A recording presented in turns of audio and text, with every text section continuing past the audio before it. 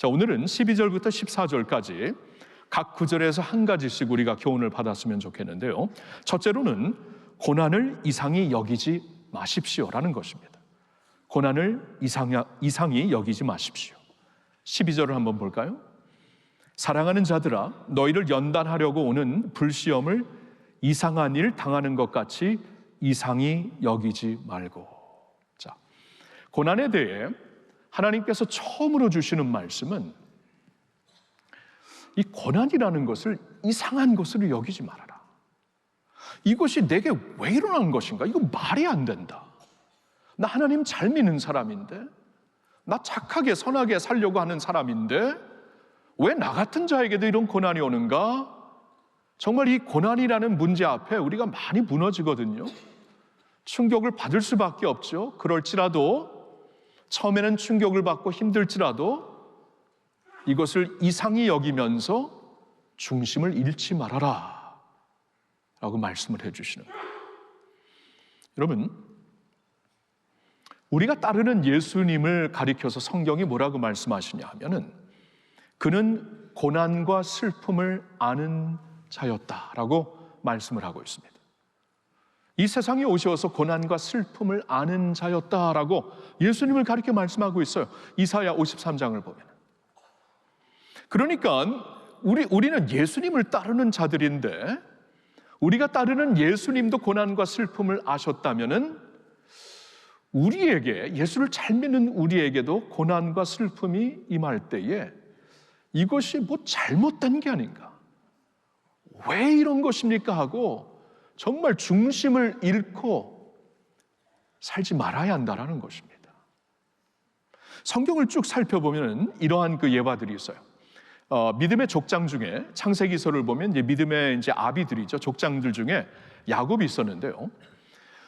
야곱이 언젠가 이제 그 바로 왕 앞에, 애굽의 왕 바로 왕 앞에 서게 되는데 그 아들 이제 요셉을 드라마틱하게 만나게 되면서 바로 왕 앞에 서게 되죠. 그랬을 때 바로 왕이 야곱에게 묻습니다. 아버님은 연세가, 나이가 어떻게 됩니까? 라고 물었더니 야곱이 이렇게 대답을 합니다. 저의 나이는 130, 그리고 나의 인생은 험난한 인생이었습니다 라고 말을 해요. 130년 동안 긴 세월을 살면서 그가 자신의 삶을 돌아봤을 때 내 인생은 험난한 인생이었습니다. 개역개정에는 험악한, 아주 더 노골적인 단어로 표현이 되고 있습니다. 여러분, 믿음으로 살았던 야곱의 경우 그의 인생을 돌아봤을 때 험난한 삶을 살았어요. 하나님의 사람 모세가 나중에 시편을 쓰게 되었을 때 시편 90편에 그가 이런 고백을 합니다. 우리의 연수가 70년, 강건하면 80년일지라도 그 연수의 자랑은 수고와 슬픔뿐이다. 모세가 그런 말을 했어요. 하나님의 사람 모세가. 우리의 연수의 자랑은 수고와 슬픔뿐입니다. 고난이 있었다라는 것이죠. 성경 66권 중에 한 책이 한 사람의 고난을 처음부터 끝까지 다루는 책이 있습니다. 욥기죠, 욥기. 욥기가 짧은 성경책이 아닙니다. 42장으로 이렇게 엮어진 말씀인데 42장 전체를 통하여서 하나님은 한 사람, 의인, 하나님의 사람, 하나님이 인정한 사람에게 찾아온 고난에 대한 문제에 대해, 고난에 대한 딜레마에 대해, 고난 앞에서 나의 마음을 어떻게 추스릴 수 있는 것인가, 고난 가운데 믿음을 간직하며 사는 것이 과연 무엇일까를 우리에게 알려주기 위해서 욥기를 주신 것입니다. 여러분 아시겠죠? 성경을 보면은 이 고난이라는 것은 이상한 것이 결단코 아닙니다. 예, 맞아요. 하나님이 우리 믿는 자들을 이제 아버지가 되시어서 지켜주시고, 그렇죠? 핏값으로 사신, 당신의 아들의 핏값으로 우리를 구원하신 하나님이시니까 얼마나 우리를 사랑합니까? 그 사랑과 약속은 다른 데 가지 않습니다.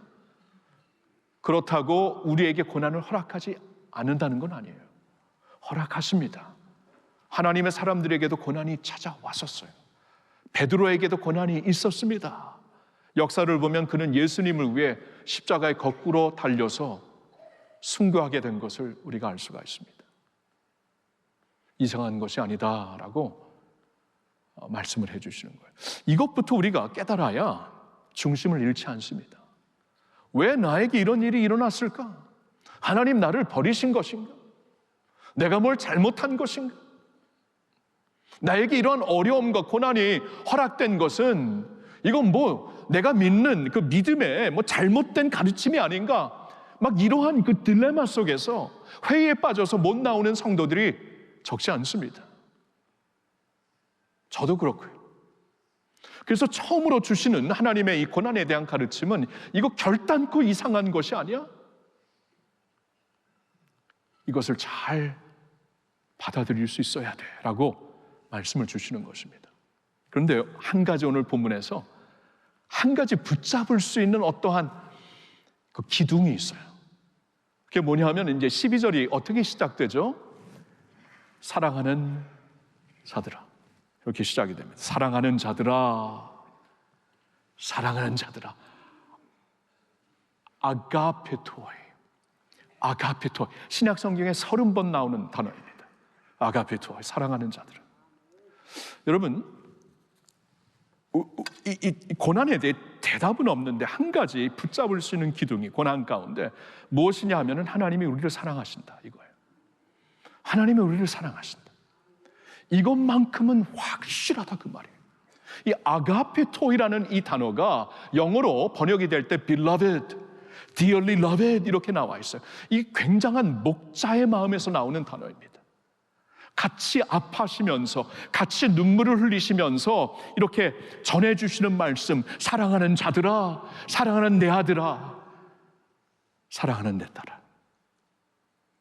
하나님이 세상을 이처럼 사랑하사 독생자를 주셨으니 이는 그를 믿는 자마다 멸망하지 않고 영생을 얻게 하려 하심이니라. 하나님의 사랑, 이 세상 아픔이 많고 고난이 많고 죽음이 있는 이 세상에 하나님이 당신의 아들을 보내주시어서 육신의 몸을 입고 하나님이 직접 오셨다는 것이죠. 직접 오신 이유 한 가지, 사랑하기 때문에. 직접 오시어서 육신의 몸을 입고 우리의 아픔을 직접 다 체험하셨죠. 우리의 아픔과 고난을 직접 다 체험하셔서 슬픔과 고난을 알고 있는 자라고 성경에서 말씀하고 있는 대로 고난을 친히 다 체험하신 우리 주님, 그래서 우리의 아픔을 아시는 주님, 우리의 눈물을 그냥 거부하시는 게 아니라 함께 울어주시는 주님. 여러분 기억이 나시나요? 예수님의 친구 나사로의 무덤 앞에서 예수님이 우시더라고요. 예수님이 우시더라고요. 하나님이 우시더라고요. 사랑하는 친구가 죽어서 지금 나흘째 되어서 썩는 냄새가 나옵니다. 그를 바라보는 누이 동생들이 막 슬퍼 울고 있습니다. 예수님도 대답을 하시기 전에 먼저 우시더라고요. 궁극적인 대답은 있죠. 궁극적인 대답은 주님 자신이 되시죠. 내가 부활이요 생명이니 나를 믿는 자는 죽어도 살겠고 살아서 믿는 자는 영원히 죽지 아니하리라. 이게 궁극적인 대답 많습니다. 근데 궁극적인 대답만 주시는 게 아니라 눈물을 주세요. 사랑하는 자들아, 아가페토, 나의 사랑하는 자들아. 예, 여러분 신학적으로 고난에 대해 아무리 대답을 알지라도 막상 그 고난이 나에게 닥치면, 막상 그 고난이 내 자식들에게 닥치면 이거 힘듭니다. 아는 것과 달라요. 아무리 알고 믿어도 이거 달라요. 힘들어요. 예수님이 그거 아시는 거예요. 나의 사랑하는 자들은. 그래서 우선 어떤 대답을 주시기 전에 우리에게 사랑을 주시고 있고, 우리로 하여금 이거 이상한 거 아니야, 이 가운데서도 내 사랑 여전해 라고 말씀을 하시는 거예요. 다 이해 못해도 나의 사랑은 어디 간 것이 아니야. 이 사랑을 붙잡고 이거 이상한 일이 아니구나, 하나님이 나를 여전히 사랑하시는구나, 이것을 믿으면서 여러분 굳건히 서시기를 예수님의 이름으로 축원합니다. 두 번째로 주시는 말씀은 바로 이거예요. 우리에게 장차 임할 영광에 주목하라는 것입니다. 우리에게 장차 임할 영광에 주목하십시오. 13절의 말씀 보겠습니다. 오히려 너희가 그리스도의 고난에 참여하는 것으로 즐거워하라. 이는 그의 영광을 나타내실 때에 너희로 즐거워하고 기뻐하게 하려 함이라 라고 말씀을 합니다. 참 놀라운 말씀을 여기서 하고 있어요. 많은 고난이 우리에게 닥칠 때 도리어 즐거워하라 그러세요. 이게 무슨 말씀인가?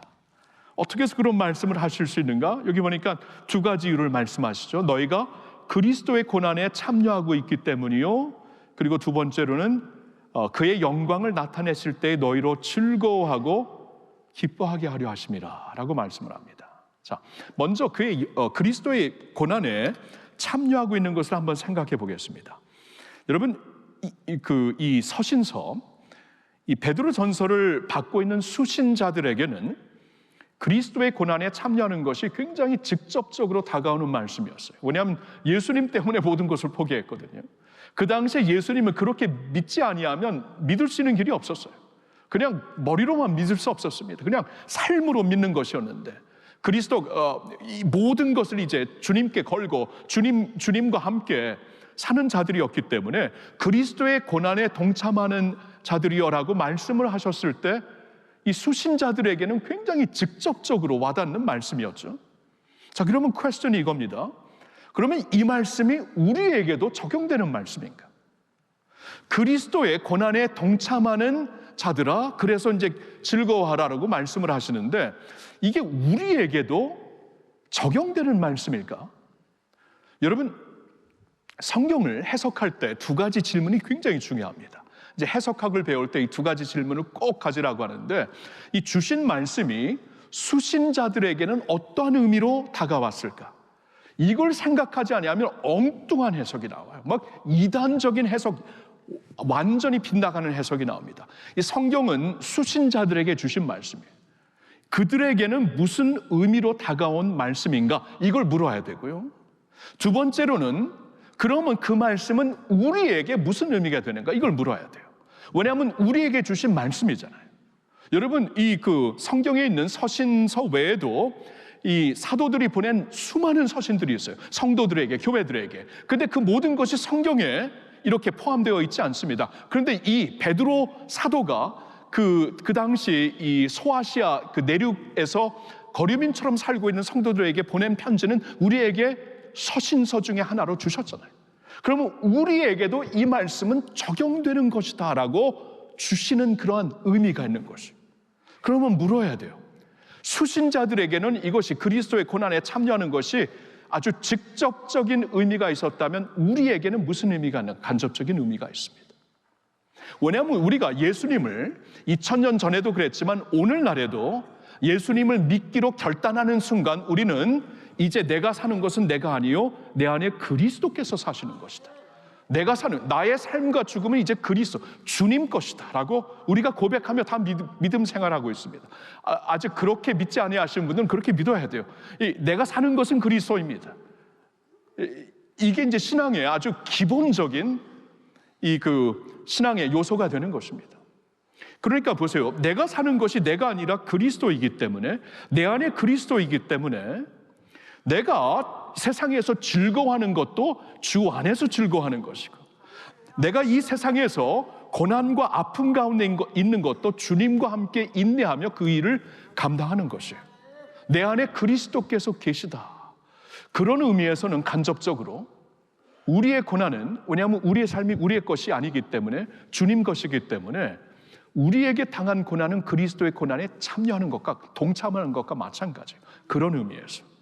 그리고 거듭 말씀을 드리지만 우리는 지금 다 예수 그리스도의 산증인들로 살고 있어요. 너희는 택하신 족속, 왕같은 제사장들, 거룩한 나라, 그리고 하나님께 소유된 백성. 그래서 우리는 세상에 예수 그리스도를 알리는 사람들입니다.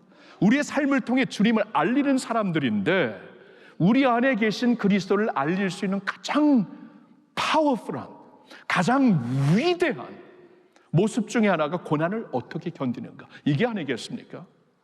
여러분, 저는 SP를 할 때마다, 이 전국 청소년 수련을 할 때마다 간증을 들어보면은 어디에서 아이들에게 진짜 은혜가 되는 간증이 되냐 하면은 이렇게 내가 주님을 믿었더니 이렇게 잘 됐고, 이런 간증도 참 의미가 있어요. 그런데 더 큰 의미는 내가 이러한 아픔 중에서, 이러한 이 고난 중에서 인생을 포기할 수밖에 없는 상황 가운데서 예수님 때문에 이렇게 견디고 오늘까지 살고 있습니다. 여기에 아이들이 진짜 반응을 합니다. 이게 리얼이거든요. 그렇죠? 이게 진짜 예수님을 나타내는 것입니다.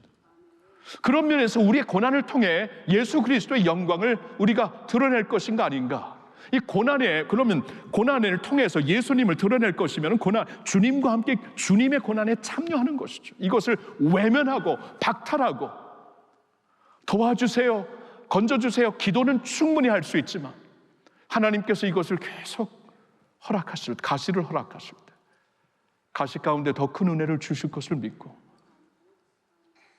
주님과 함께 감당하는 것이 주님을 나타내는 것이 아니겠습니까? 즉 그런 면에서는 우리도 그리스도의 고난에 참여하고 있는 거예요.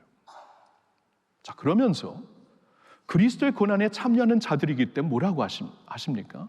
너희는 그 고난 중에서 장차 너에게 임할 영광을 주목하라 라고 말씀합니다. 장차 너에게 임할 영광을 주목하라. 그러니까 오늘의 고난을 견디면서 감당하면서 그 가운데서도 주님이 주시는 기쁨과 소망으로 살 수 있는 길이 무엇인가? 장차 우리에게 나타날 영광을 주목하는 것이에요. 우리의 끝을 주목하는 것이에요. 우리의 끝을. 그러니까 우리의 그 결말을 주목하면서 오늘을 참아내고 견디고 소망으로 감당하는 것이에요. 여러분, 오늘 본문에 유사한 말씀이 한 군데 있는데 로마서 8장 18절입니다. 같이 한번 읽어볼까요? 생각하건대 현재의 고난은 장차 우리에게 나타날 영광과 비교할 수 없도다. 자, 우리에게 나타날 영광, 장차 나타날 영광, 그리고 오늘 본문에서도 장차 이제 그리스도의 영광이 나타날 때 이렇게 같이 매칭이 되고 있습니다. 근데 여기서 생각하는데 현재의 고난, 이 베드로전서 오늘 본문의 이 컨텍스트는 예수님 때문에 모든 것을 버려야만 됐던 성도들에게 임한 고난을 가리키고 있지만 로마서 8장에서 말씀하시는 현재의 고난은 그런 것과는 좀 달라요. 이것은 그냥 일반적으로 이 세상에 살면서 우리에게 임하는 고난을 가리킵니다. 왜냐하면 로마서 8장을 쭉 보면은 이 18절 바로 밑에 연결되는 말씀 속에서 모든 피조 세계가 탄식하며 고난 중에 있다라는 말씀을 주십니다. 모든 피조 세계가 지금 탄식하며 고난 중에 있다. 왜요? 인류의 죄로 인하여서 사람들이 빗나갔을 때 이 세상 피조 세계도 같이 빗나갔습니다. 피조 세계를 돌보는 청지기가 사람들이었기 때문에 사람이 빗나가니까 세상이 같이 빗나가는 것이에요. 그래서 이 세상에 살다 보면은 여러분 기근이 있고 가뭄이 있고 지진이 있고 그 홍수가 있고 이 화산이 터지고 질병이 있고 전염병이 있고 그런 것이에요. 원래 하나님이 창조하신 세상이 아닙니다. 세상이 이렇게 탄식 중에 있는 것이에요. 그래서 여기서 말하는 현재의 고난은 그 탄식 중에서 같이 아파하고 탄식 중에서 같이 힘들고 세상이 이렇게 힘들어지니까 나도 같이 힘든 건데 여러분, 그러니까 하나님이 왜 나를 언젠가는 새하늘과 새 땅을 주십니다. 그때가 되기 전까지는 피조 세계가 이렇게 고난 중에 있는 것이에요. 그러니까 그 가운데서 우리도 아프고 힘들고 때가 되면 죽고 그런 것입니다. 현재의 고난을 가리키고 있는데, 자, 그런 우리에게 나타날 영광, 장차 나타날 영광을 바라보라 라고 말씀을 하고 있습니다. 네. 여러분, 끝을 바라보는 것, 끝을 바라보고 사는 것, 끝이 허망하면 지금 아무리 좋아도 허망하고요, 끝이 영광스러우면 지금 아무리 힘들어도 영광입니다. 참을 수가 있어요. 끝을 바라보라, 그 말씀입니다. 여러분, 하나님의 사람 다윗이 시편 23편을 어떻게 끝내죠? 진실로 하나님의 선하심과 인자하심이 반드시 나를 따르리니 내가 여호와의 집에 영원히 거하리로다. 지금 다윗은 그 시편을 쓰고 있을 때 이 끝을 바라보고 있는 것이에요. 왜냐하면 그 시편 23편을 보면 그는 지금 사망의 음침한 골짜기를 다니고 있었어요. 사망의 음침한 골짜기를 지금 다니고 계신 분들이 있습니까? 그런 다윗이었어요. 그리고 그 다윗은 그때 원수들에게 이렇게 둘러싸인 그런 상황이었습니다. 이 테러 가운데 있었어요. 원수들이 둘러싸고 있다. 얼마나 무서운 상황입니까? 그런 가운데서 이 시편을 쓰는데 그가 왜 이렇게 아름다운 시편을 쓸 수 있을까? 마지막을 바라봅니다.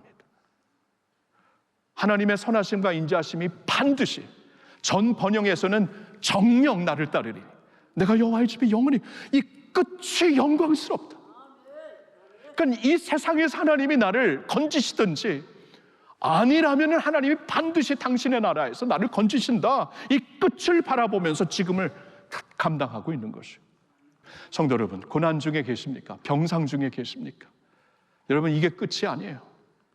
하나님이 이 땅에서 다시 힘을 주어 일으켜 주시든지 아니면 천국에서 반드시 일으켜 주십니다.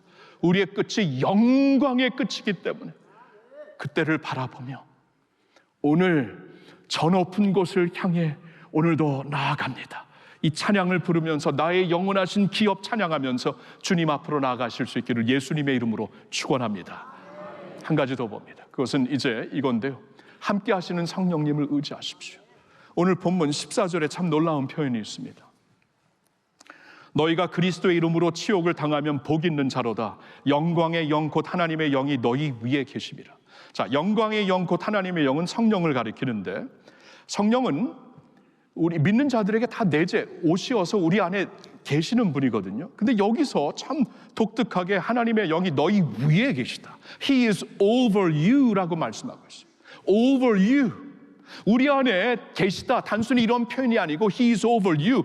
더욱더 확실하게, 더욱더 확고하게 고난 중에 너희를 붙잡고 계신 분이 있다. 바로 성령이라고 말씀을 하시는 거예요.